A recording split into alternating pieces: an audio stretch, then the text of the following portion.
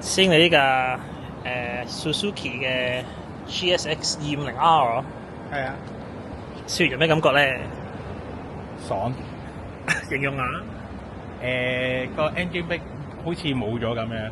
係。係啊，咁個油門個線性好咗好多，一個字爽。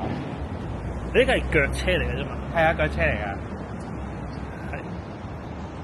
係有冇其他 feedback？因為個個都咁講咧，開始有啲悶咧。冇辦法，真係一個字試完之後爽咯。係啊，因為加速快咗少少。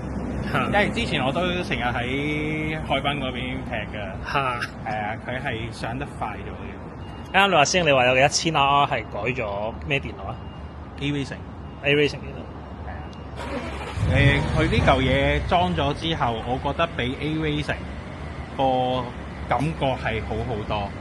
你知呢一架已經有電腦改變㗎啦。我呢架冇嘅，呢架冇嘅。呢個本身都有裝過，第二個係Apawa 嘅日本牌子。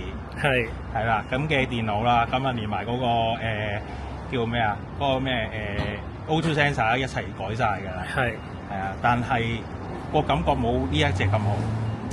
即係你即係你嘅1000係嗰個爽嘅感覺。爽到你而家暫時我用腳車，因為腳車我一定係揸得最多㗎啦。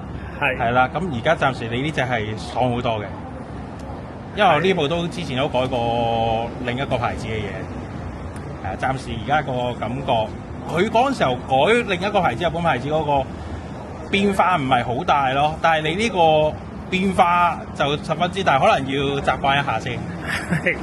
係啊，非常好，有改開車嘅 feedback 係唔同啲嘅，我覺得。呢個要試下，因為睇下會唔會個極速會上咗先。慢慢試喺呢度，同埋記得小心啲揸啦，會揸快咗嘅真係會。係啊，我感覺係真係快咗。所以唔知係我心理嘅問題，係即係平時都係避開咁多油，但係佢真係快咗啲嘢。你行翻自己熟嘅路就好覺㗎啦，其實。你翻去嘅時候係咪會有高速公路嗰啲㗎？